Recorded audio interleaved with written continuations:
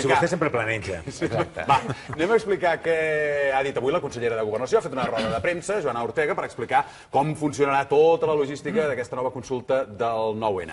N'hem destacat unes quantes coses. Per començar, que es podrà votar finalment a 938 municipis de Catalunya i a 17 ciutats de l'estranger. Hi haurà 1.025 locals on hi haurà les urnes i això es tradueix en 6.430 punts de votació. Són 6.430 urnes concretes posades dins d'aquests locals. Més coses. Podran votar, ja ho sabíem això, els majors de 16 anys, tothom presentant el DNI. Això vol dir que l'univers de la votació són uns 5,4 milions de votants. Tot això demanarà una organització dirigida pel govern, que ja disposa de 30.000 voluntaris i 6.000 funcionaris que també s'han presentat voluntaris per col·laborar. Hi ha temps fins dilluns que ve encara per fer-se voluntari i després entre tots aquests voluntaris s'escollirà què farà cadascun. Per exemple, a cada taula hi haurà d'haver-hi un president i 2 vocals. Més coses. Entre el 30 d'octubre i el 8 de novembre hi haurà un procés de deliberació participativa. Això vindria a ser la campanya. El govern posarà a disposició de tothom que ho vulgui 241 equipaments cívics i 64 equipaments culturals, o sigui, molts locals, per entendre'ns, perquè entitats i partits que ho vulguin els utilitzin per fer debats a favor del sí, a favor del sí no, a favor del no. I qui vulgui saber on ha de votar exactament, a partir del dia 29 d'octubre ho pot consultar en aquesta web que ara veureu, aquesta web que es titula participa2014.com. Aquí és on trobareu el lloc que teniu més a prop de casa per anar a votar. Només queden 9 municipis on no hi haurà urnes, només 9, 938 hi haurà urnes, n'hi ha 9 que no, que si us teniu curiositat per saber-ho, són Pontons, Sant Cugat Sesgarrigues, Castellví de Rosanes, Almatret, Horta de Sant Joan, Arres, Bausen, Canejan i Vespella de Gaià, són tots municipis molt petits. El més gran de tots seria Horta de Sant Joan, que té més de 1.000 habitants. N'hi ha 3 d'aquests que tenen un ajuntament governat pel Partit Popular i, per tant, no han mostrat interès en participar, però els altres ha sigut per una qüestió que no tenien un local suficientment escaient per poder fer l'alcalde d'Almatret, que també és del PP, ha dit que no ho descarta, perquè no va poder anar a la reunió on es va parlar d'aquesta circumstància, va dir que no ho descartava, i deixa'm dir que l'alcalde de Pontons, que és un senyor que es diu Luis Fernando Caldentei, que diu que no deixa locals, és un senyor que en el seu moment va ser controvertit perquè va dir que els gais són uns tarats. Són uns tarats? Sí, dic perquè continua una mica en la seva línia d'anar per lliure. Molt bé. En aquesta taula, quan vam conèixer com seria aquesta consulta, vam dir que en aquell primer moment, Marina, ho vas dir tu especialment, t'estic mirant. Just avui fa una setmana, estàvem molt amoïnats perquè només hi havia 600 col·legis en un país de 941 municipis. I ens fan molt cas en aquest programa. El que es diu en aquesta taula té molta influència damunt de... No, tots. Perquè hi havia aquí el Rafael Nadal, l'Arcadi Oliveres, vaja, tots vam compartir aquesta inquietud i se'ns va escoltar molt des del govern de la Generalitat. Per tant, felicito el programa divendres. Ara ja estàs content. La setmana passada estaves ha aconseguit passar de 600 urnes a... Doncs mira, 938. 938 municipis. Són 6.400. Sobre 947 està molt bé. Està molt bé, està molt bé. Per tant, això sembla ser que està garantit, que tothom podrà votar. Deixeu-me dir, perquè és que ens passen coses sobre la marxa, que a 2:45 de la tarda, o sigui, per tant, fa 18 minuts, Oriol Junqueras ha arribat al Palau de la Generalitat per tenir aquesta reunió que havia demanat Artur Mas, ho havia fet amb un missatge de telèfon mòbil i sembla ser que finalment s'han posat d'acord i ara, doncs, vaja, ha començat fa un quart d'hora aquesta reunió entre Oriol Junqueras i l'Artur Mas. A mi l'únic que, de tot això que hem explicat, que em sembla que serà difícil, no sé, i ara m'ajudaràs, Joan, perquè tu una mica el que fas és intervenir en tot aquest debat que genera aquesta consulta, és això d'aquesta campanya, que hi haurà uns locals on la gent podrà anar allà a explicar i a donar arguments a favor del sí, arguments a favor del no, arguments a favor del sí no. No sé si hi haurà arguments del no. O sigui, no sé si els que votaran que no es mobilitzaran per explicar votar que no o els que volen votar que no ja no es mobilitzaran i no participaran a la consulta. No sé, en el llibre no en parlo perquè és un escenari que no està previst. En qualsevol cas, d'entrada, no sabem tan sols si hi haurà pròpiament campanya, no? Perquè no estem parlant... Per tant, estem parlant d'un procés distint, que no és ben bé ni una consulta ni un referèndum, arguments a favor i en contra n'hi haurà, lògicament, i de fet ja fa temps que hi estem... Sí, però creus que hi haurà qui es mobilitzarà perquè la gent voti que no? A mi m'agradaria que, si no és institucionalment o des dels mitjans públics, etc., hi hagués la iniciativa dels mitjans privats o fins i tot de la societat civil de propiciar el debat i el diàleg des d'ara i fins al 9 de novembre.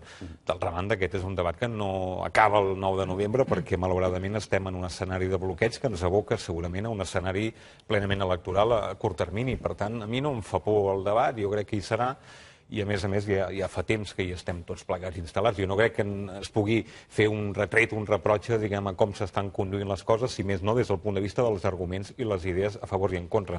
Tanmateix, aquest és un llibre que és un encàrrec... Explica'm això de la sortida per Espanya. Ara li diré, però en qualsevol cas deixi'm dir que el llibre està fet en castellà perquè és un encàrrec editorial de RBA, donat l'interès que hi ha, podríem dir, a l'altra banda de la Ribera, no? I, per tant, hi ha un interès, perquè de partida sabem que hi ha una negació del dret a decidir, es diu el dret a decidir no existeix, no? I, per tant, el llibre el que primer explica és com en els últims 10-12 anys hi ha hagut un procés, podríem dir, de juridificació, i perdó per la paraula tan lletja, del dret a decidir. Per què? Perquè certament no hi ha constitucions al món que reconeixen el dret a la secessió. Més aviat el que fan és afirmar la integritat dels estats, no?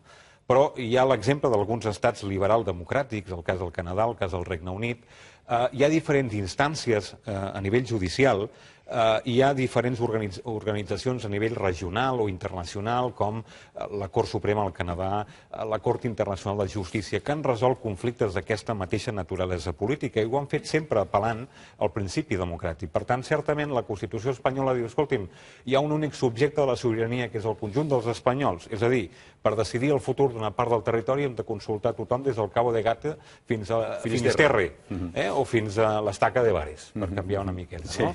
Però alhora també hi ha un principi democràtic per excel·lència, que és la regla de la majoria, per tant la decisió adoptada col·lectivament per un poble en llibertat, i això es fa únicament votant.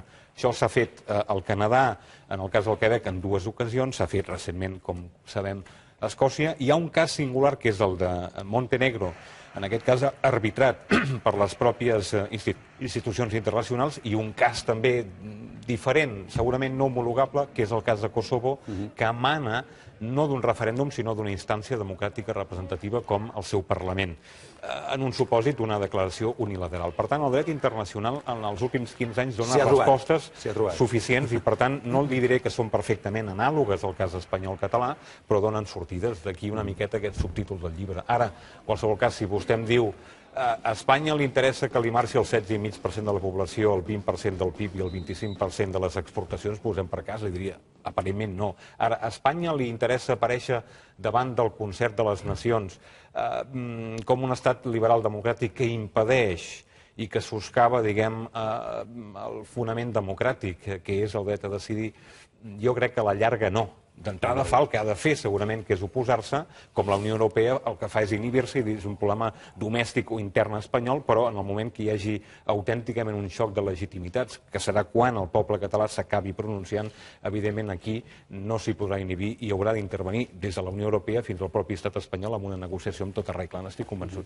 Si és un altre exercici de pedagogia, aquest llibre, o sigui... Una pedagogia 2.0, vull dir, fins ara s'ha parlat molt de hem d'anar a Espanya a fer pedagogia, Catalunya, de l'encaix de Catalunya a Espanya. Ara estem fent pedagogia perquè deixin votar, que és una altra història. Deixin votar en un referèndum d'independència, no deixin votar en unes eleccions. Jo aquí he passat uns quants anys a Madrid fent política, ja fa algun temps, no? Distingeixo clarament el que és el Madrid polític del que és Madrid o del que és el conjunt de l'Estat. I, evidentment, a Madrid, com a tot arreu, hi ha ciutadans demòcrates, evidentment n'hi ha que són molt refractaris, n'hi ha que no entenen absolutament res de Catalunya o del conjunt dels països catalans i, per tant, trobem absolutament de tot. Ara, jo, encara que genera una certa fatiga a hores d'ara haver de persistir en la pedagogia, si més no deixar ben clars i ben evidents els nostres arguments, jo crec que ho hem de fer.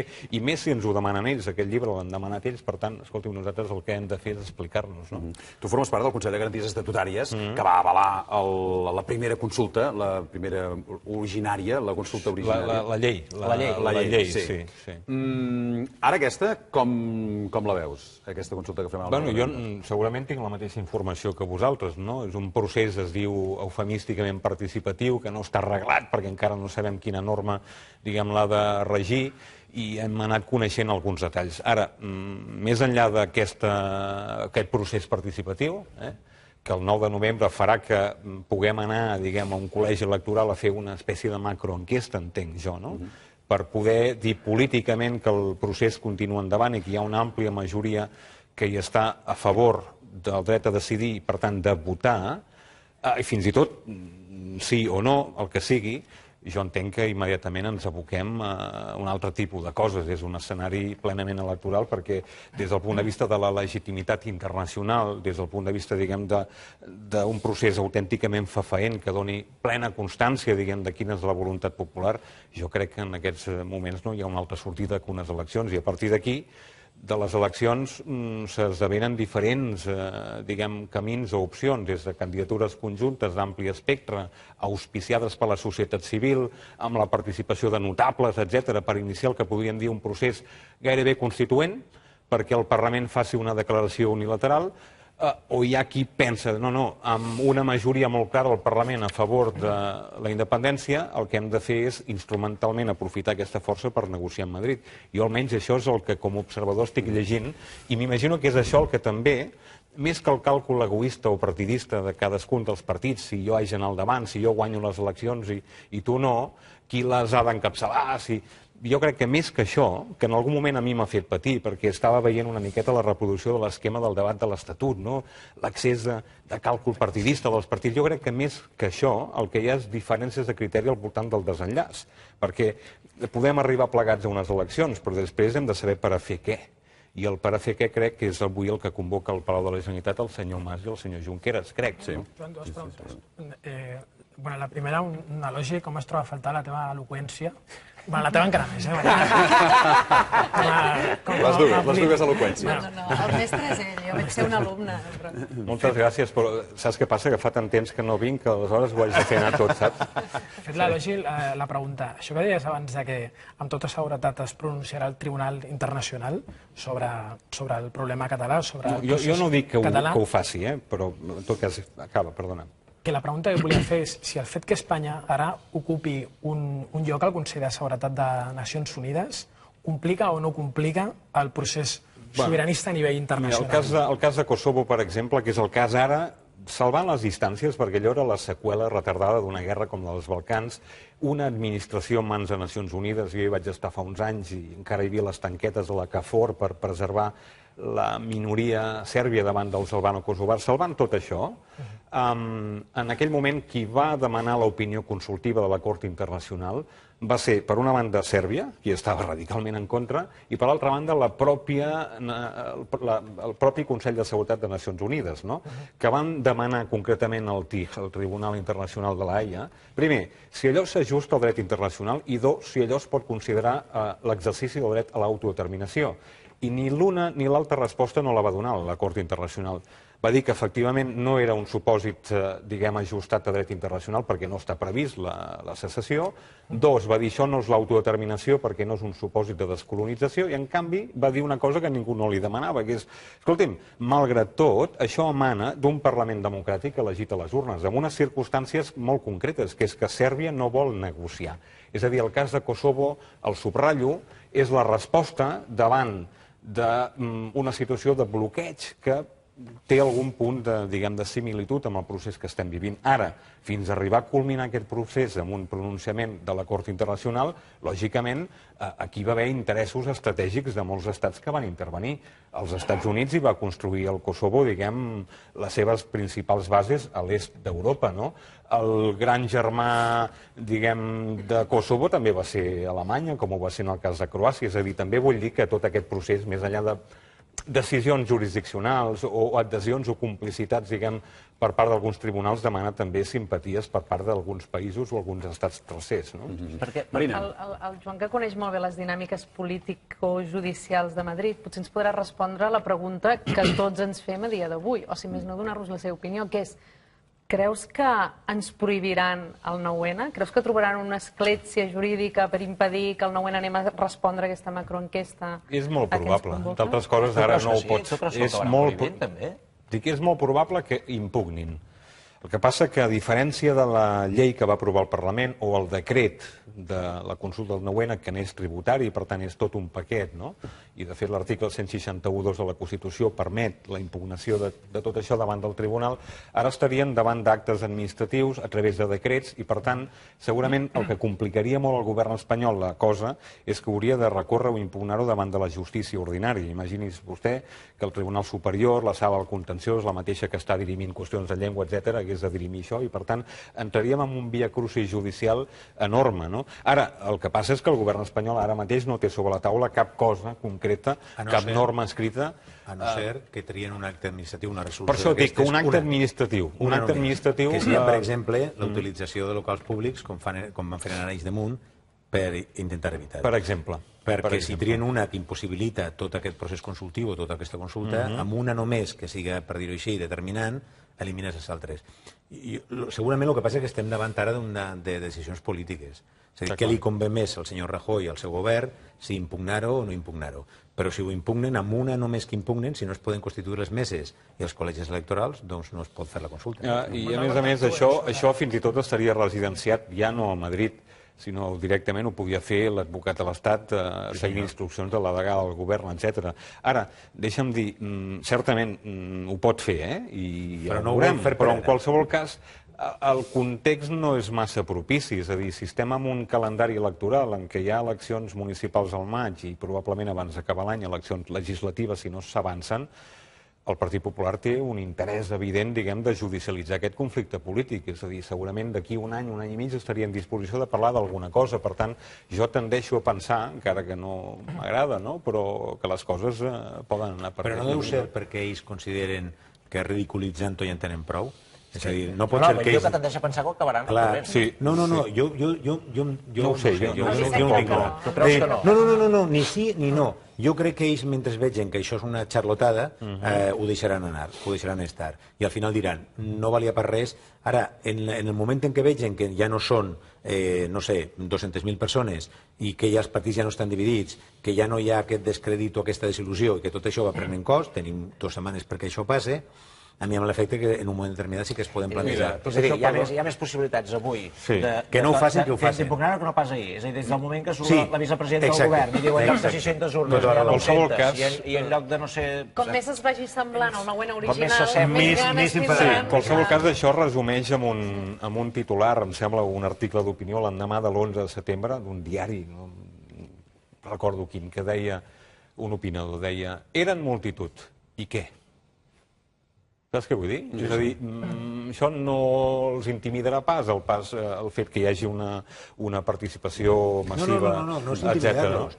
És que és un càlcul polític. Ens convé més impedir-ho o no impedir-ho. Si això va prenent un aire que cada vegada és més fort i acaba tenint una gran transcendència, impedim-ho. No es tremolarà la mà per impedir-ho. Jo estic d'acord amb tu, i en tot cas ja ho veurem, però d'entrada la primera cosa que estava donant satisfacció al govern espanyol i a tots els sectors, diguem, obertament contraris al procés, era la divisió interna i, per tant, el fraccionament, diguem, de la part catalana, de la trinxera, diguem, a Catalunya.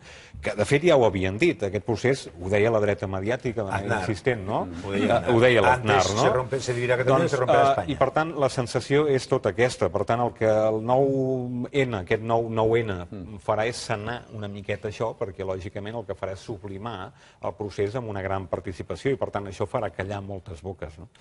Tant de bo. Jo crec que el govern d'Espanya realment no ha decidit... Això que em deies tu de decisió i càlcul polític, el govern d'Espanya no ha pres una decisió sobre què fer, perquè està encara observant quines passes s'estan donant a la Generalitat. Això és una decisió. De moment sí, perquè... De moment és tolerant. Hi ha una possibilitat, jo trobo que encara alta, de que la idea que qualli és que això del 9N és un simulacre, per dir-ho elegantment, perquè, per no dir que això no és una consulta, no està feta, no té garanties democràtiques... I una sensació que es pot anar imposant de que pot ser un xurro, però si mobilitza centenars de milers de persones i queda clar que 1 milió, 2, 3 milions de catalans demanen el dret a decidir, no els interessa i, per tant, podrien intentar carregar-se-ho. I contempla una segona cosa, que és que el propi govern li interessi que hi hagi una impugnació per part del govern d'Espanya. O sigui, que al govern de la Generalitat li interessi No que hi hagi... Això suposaria... Això també és càlcul polític. Això també és càlcul polític. Això porta eleccions ràpides i no sé si els interessa. És la manera de dir això no era ridícul. Ho heu impugnat, això no era ridícul. Però has d'anar a eleccions plebiscitàries immediatament. Sí, efectivament. No hi ha massa marge de maniobra. Efectivament, si hi ha un exabrupte, un tancar la porta de forma sonora i abrupta per part de Madrid, amb una impugnació, un recurs, i per l'altra banda hi ha una àmplia demanda, encara que el govern no hi estigui per la labor, diguem, de convocar eleccions a mig termini, tenint en compte que el calendari a nivell electoral tampoc no és massa generós, perquè no ho permet fer més enllà del febrer, perquè hi ha municipals al maig. Jo crec que les faves estan comptades. Per això jo insistia que en aquest escenari té la seva importància i mantindrà l'atenció i demostrarà, diguem, de cara a Madrid o de cara als sectors que creien que això s'aniria degradant, que no, que continua, però evidentment estem emplaçats a decidir què fem. I abans hi ha una cosa que és importantíssima. En tot aquest procés se cremen etapes i s'han de cremar bé. Totes per ara s'han cremat bé. Si aquesta es crema malament, les que vindran després poden quedar en qüestió. Saps què passa, Vicent? Que n'hem cremat tantes i tan ràpidament. D'acord, doncs aquesta l'hem de cremar bé per fer la següent. Perquè si es crema malament, el que ràpidament apareix és la incertesa. Si es crema bé, hi ha una certa certesa, o una certesa certa, de que això pot tirar endavant sense parar ni un segon. Però si crema malament, home, pot haver-hi des de gent que s'ho pense, des de gent que dubte, des de la meditació, reflexió necessària, etc. Ara, per mi el gran dubte... Perdona, deixa'm aprofitar que us tenim a vosaltres dos aquí, que tots dos remeneu cireres a l'Òmnium Cultural. Ell més perquè és vicepresident. Jo soc una simple vocal. Remenar cireres és una expressió, no? Sí. Remeneu cireres, ara us faré una pregunta, però deixa'm dir que ens estan preguntant moltes coses sobre més detalls del 9 de novembre. Que sapigueu que estem preparant una taula, portarem algú de la Conselleria de Governació que solucioni punt per punt molts dels dubtes que esteu plantejant. I una altra cosa que ens dieu, que a Castellví de Rosanes, que és una de les poblacions on fins ara no hi havia urnes, diu que ens han enviat ara una informació que diu que ja se'ns estan fent les gestions per poder votar en el poble. O sigui que, per tant, ja seria un poble més que s'afegeix a la llista. Horta de Sant Joan s'hauria d'apuntar, per l'amor de Déu. Com és possible, això? No ho sé, jo què sé. Pues que, escolta, exacte, truquen, per l'amor de Déu, si algú mos escolta a Horta. I una altra cosa, que hem dit que la pàgina web era participa2014.com i no, és participa2014.cat. Vull dir, perquè ara la gent estarà buscant el .com i es trobarà que no li apareix cap pàgina. És participa2014.cat. I ara que sou aquí, vam escoltar Carme Forcadell diumenge passat dient en 3 mesos exigim unes eleccions. D'acord.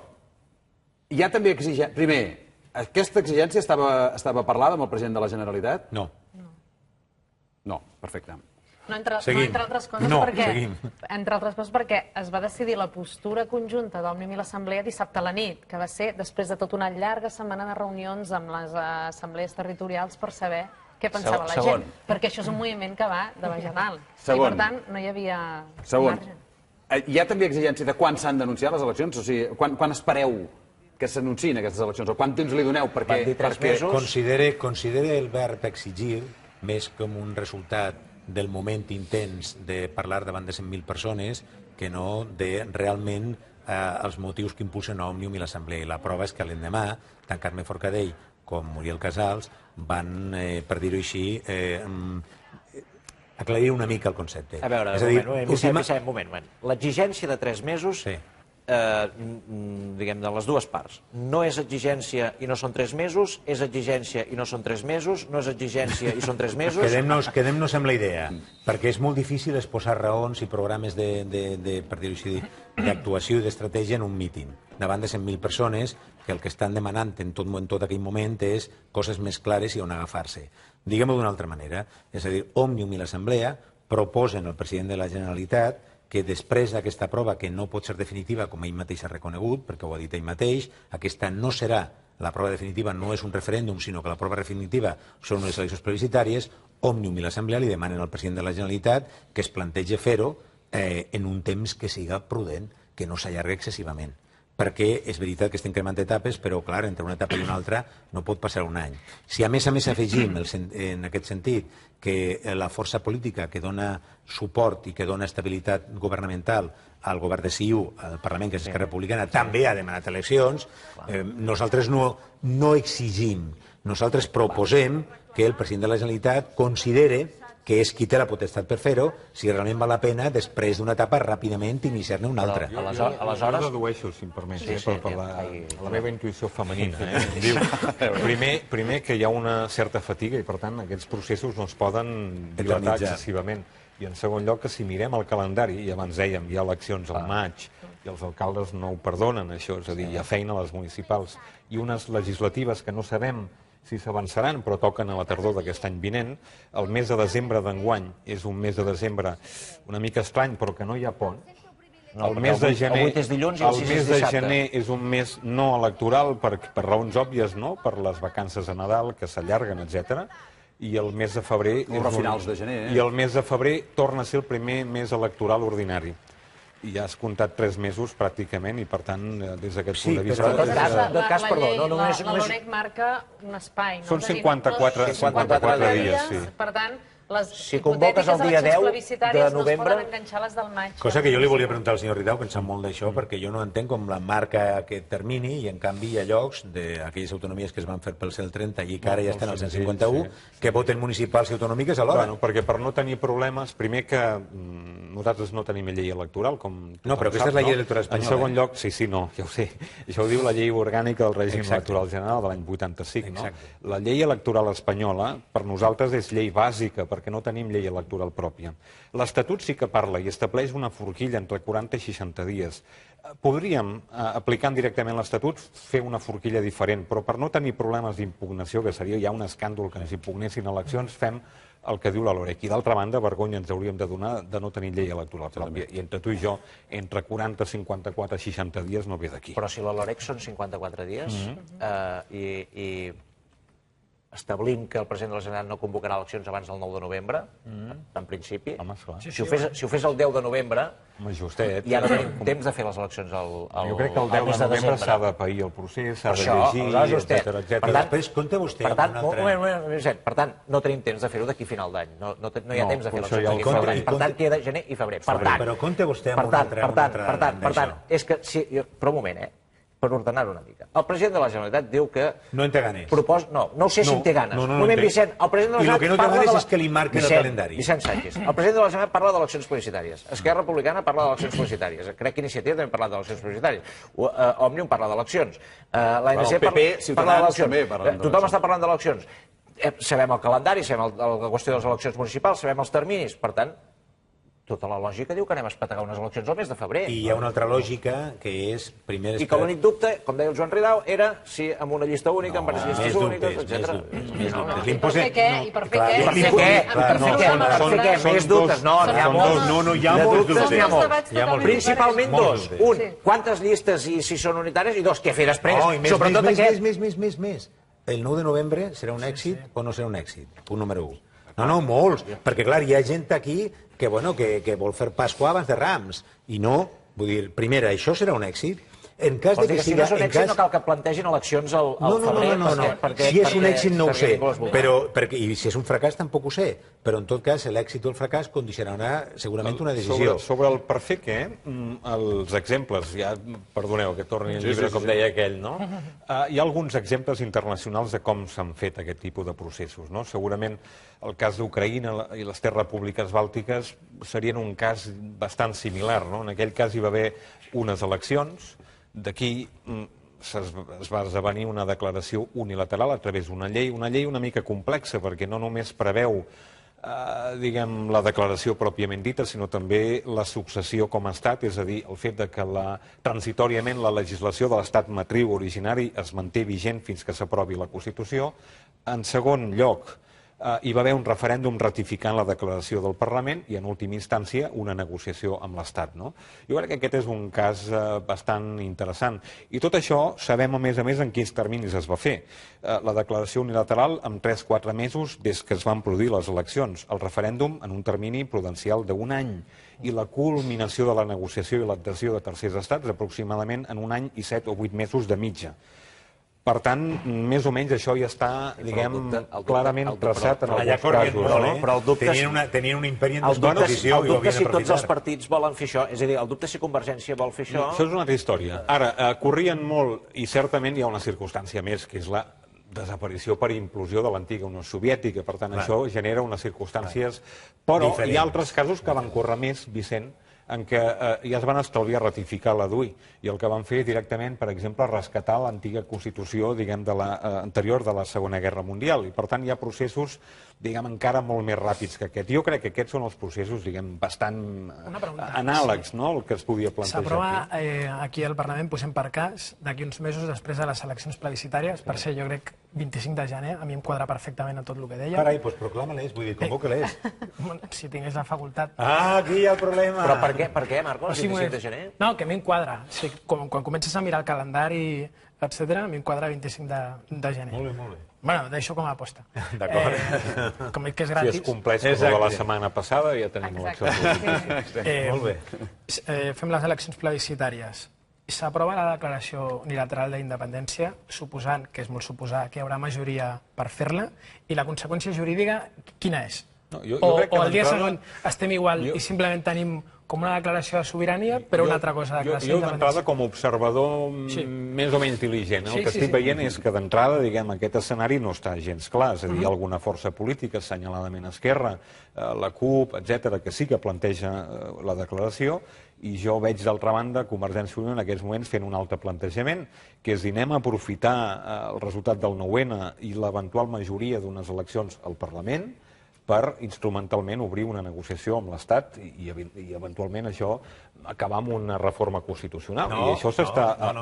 Jo això ho he llegit en algun cas, i alguns actors... És que això no és així. No és així. Bé, doncs ja ens ho explicarà vostè i posarà una miqueta de llum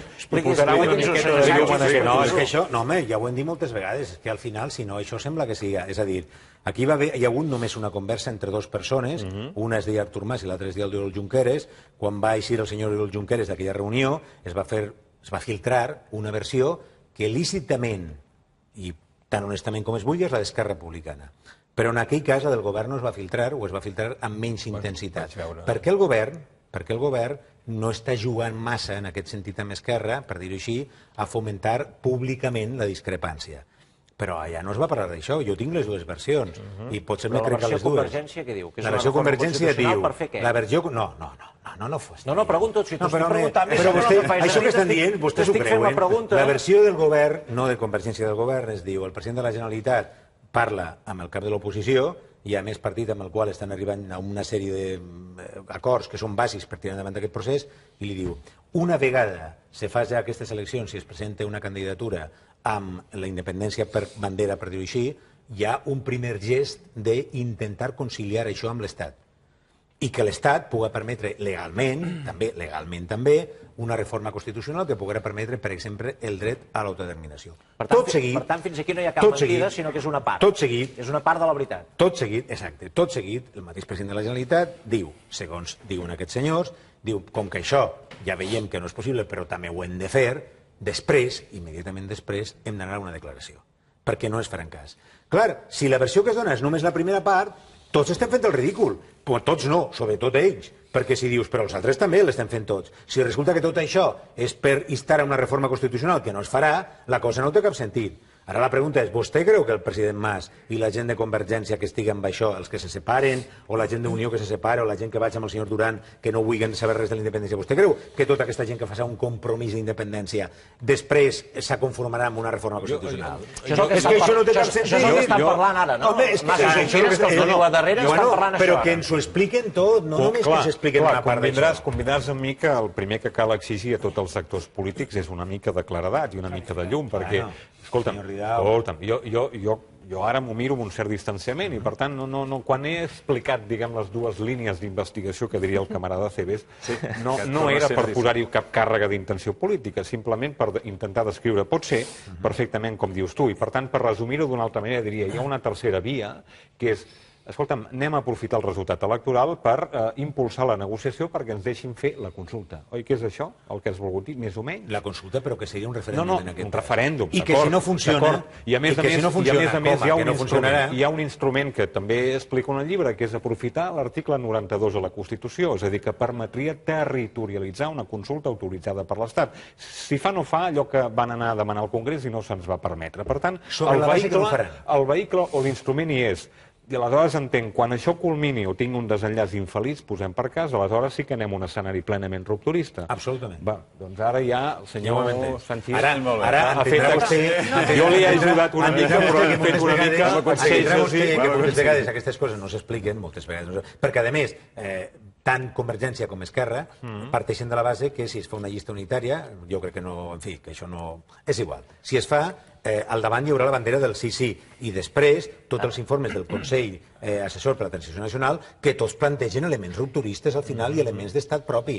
Aleshores, no, home, no, és que si no, no s'entén la cosa. Ara, això està matisat per dues coses. Primera, perquè jo crec que ni l'un ni l'altre, almenys fins ara, no tenien ganes de fer-se mal, i per tant, quan hi ha una discrepància, en lloc d'aflorar-la i que pete més i que puga créixer més, la reserven. I segon, home, hi ha un estat. Tot això va contra un estat, no va a favor d'un estat, i per tant... Vicent, una cosa, una altra variable. Hi ha un estat. Al marge de l'estat, que és un tot, diguem-ne, hi ha eleccions, també. Hi ha d'haver eleccions. Què li interessa més al president de la Generalitat o als partits catalans? O als favorables a la consulta, o al dret a decidir, o a la independència? Què els interessa més?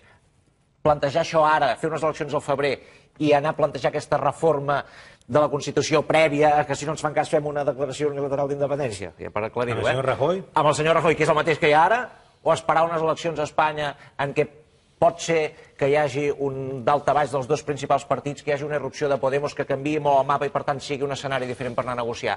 En aquests, quan dius no els interessa ara les eleccions, ho dius també perquè el càlcul passa també per aquí o només ho dius pels interessos electorals del número d'escons que pot tenir? Però que sens dubte el president de la Generalitat actual, que ha de convocar les eleccions, pot tenir moltes altres consideracions en el cap.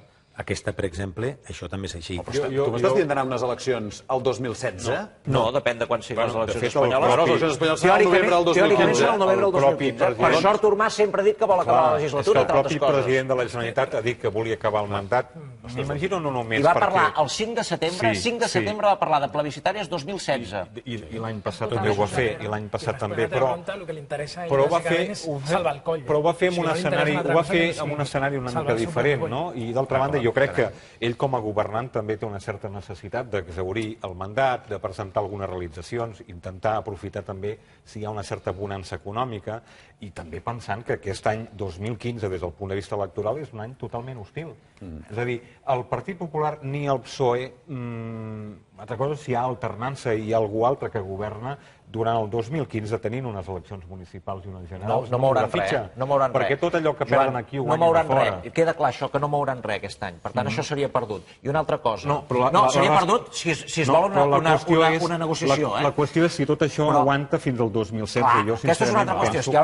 Però encara hi ha una altra variable. Si tu fas una declaració unilateral d'independència, per tant, desconnectes, que és prèvia a una proclamació, però jo m'agafo el discurs de l'Oriol Junqueras aquesta setmana explicant el seu full de ruta. Fem una declaració i a partir d'aquí ja no negociem res, només negociem actius i passius amb l'Estat. Molt bé, molt bé. Molt bé, anem a negociar actius i passius. I com aguantes? Com aguantes vull dir, l'aixeta dels diners que tu la necessites sí o sí, la continua tenint l'Estat.